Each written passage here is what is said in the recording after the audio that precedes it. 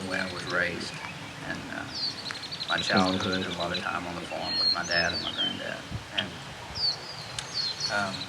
you know, they taught me a lot through work at the farm and hard work, and the value of that, and honesty, and integrity. And when we came up here and looked at this place, you know, I knew that it wasn't any coincidence that this was the place we found, and it reminded me of that. And they always tried to instill that doing those things was very important to your character.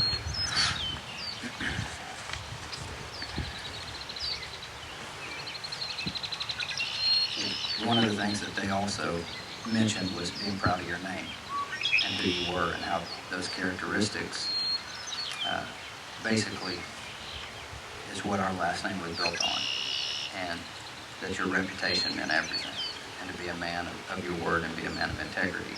And there was a time for a while, you know, that I struggled doing that and being a man of my word and integrity, and struggled in a lot of ways, and knew that it wasn't the way they raised me. But standing here before you and our friends and family, I know that today I'm living the life that they raised me to live, and to be the man they raised me to be. So in saying that, I'm honored that you've chosen to take that name, because I know your characteristics, and I know that you'll represent that name well. So I'm honored that today and moving forward that you'll have that last name.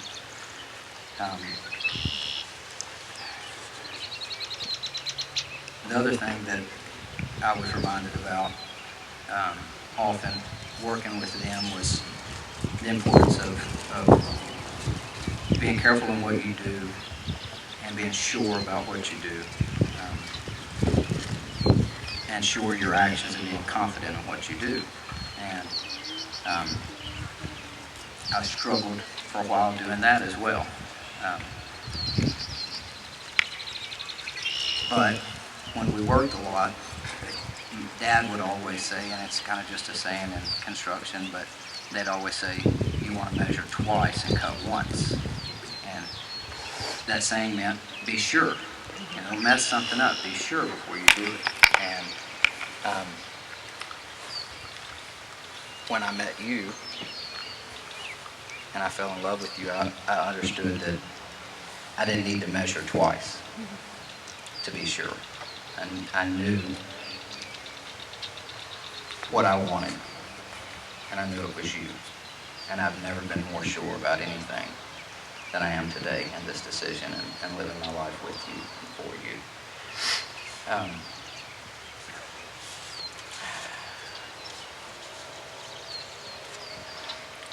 So, in saying that, I want you to know that I'm confident, and I want you to be confident that you can be sure that from this day forward I'm going to continue to love you with everything that I have, and work as hard as I can to be enough for you in any way that you need me to be. And I also promise that I will love you as Christ loved the church. And that was his commandment when you get married and you make a covenant. And so I want you to understand that I will love you and put you first over myself. And I promise I'll do this forsaking all others, and that I'll love you and only you until death does us part. I love you. This sounded like a really good idea.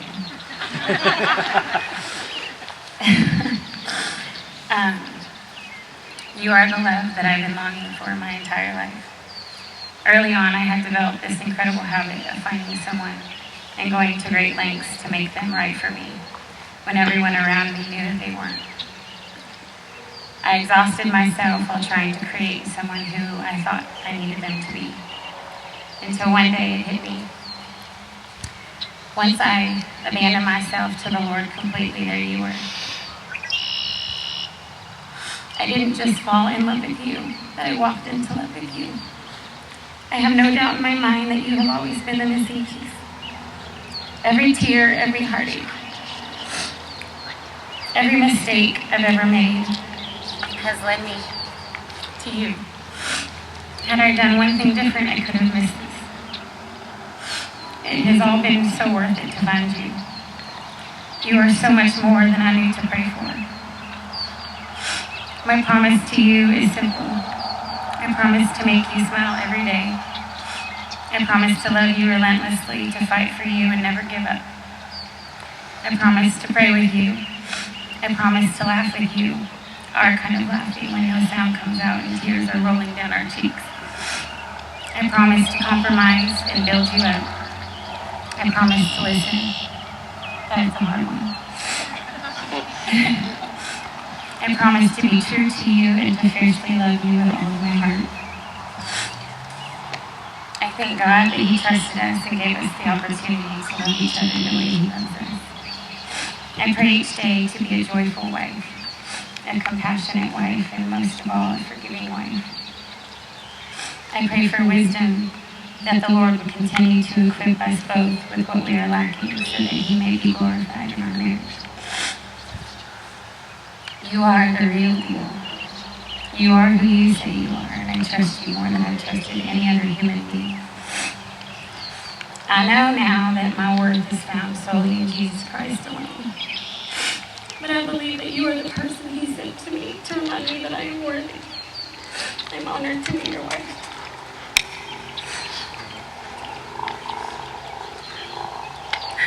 I love weddings.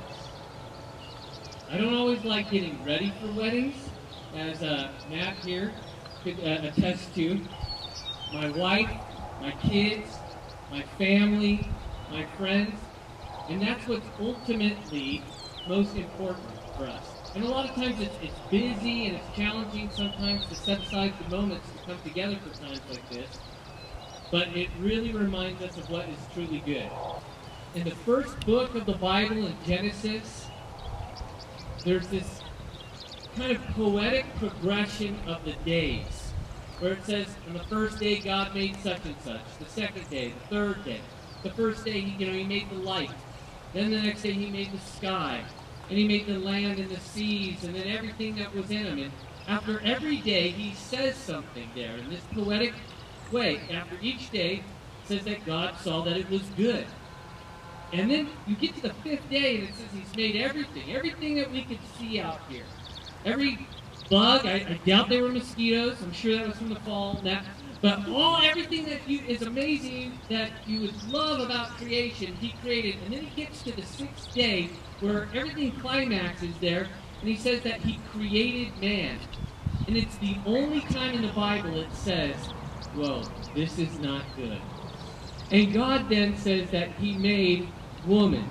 He made a helpmate for the man. Now, if you guys know Matt, I'm not saying, this is good that Matt has Jen. That's all I'm going to say. But this is what is truly great. This is good. Guys, God is the one who officiated and started the first wedding. And at the end of the sixth day, after He brought her the woman, then He said, all right, this is good.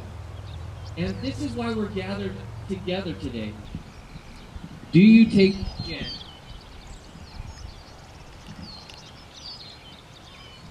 as your wife, to love her, to comfort her, to honor and to keep her in sickness and in health, and to be faithful to her as long as you both shall live? Jen,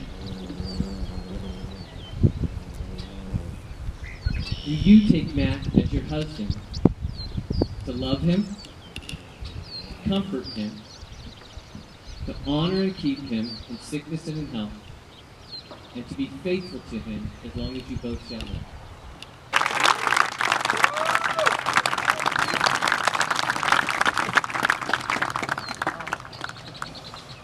Well, announce to you, Matt and Jen Case. Can we get a round of applause?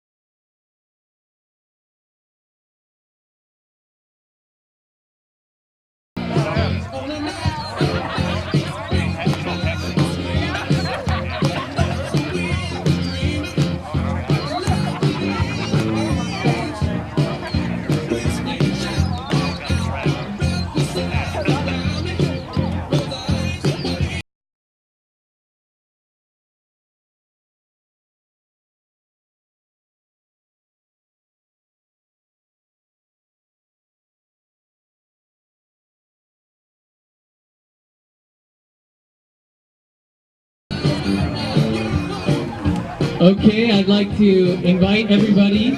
You can make your way inside for appetizers, and the wedding party and the family will be out here in a minute to take some pictures.